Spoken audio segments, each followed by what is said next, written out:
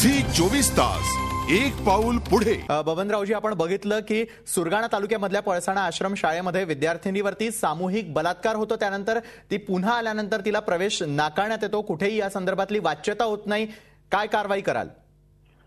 माझ्याकडे माहिती मिळाली, मी आता जवाहरला मोकाड्याला चाललेलो आहे। त्या ठिकाणी सिनियर ऑफिसरला मी बोलवलेलं आहे आणि सगळी माहिती घेऊन ताबडतोब त्याच्यावरती कारवाई करायला सांगितलेलं आहे आणि ज्यांनी त्याला शाळेत घेतलं नाही त्या मुख्याध्यापकावर सुद्धा कारवाई केली जाईल, कारण हा प्रकार अत्यंत लांछनास्पद आहे आणि असं होतं हेच गोष्ट मान्य नाही। त्यामुळे याच्यावरती जेवढी जास्तीत जास्त कडक कारवाई करता येईल तेवढी कारवाई करणार आहे। आणि निश्चितच धन्यवाद। झी 24 जवाहरला आहे, त्यामुळे त्या अधिकाऱ्यांना तिथे मी बोलवून घेतलेलं आहे।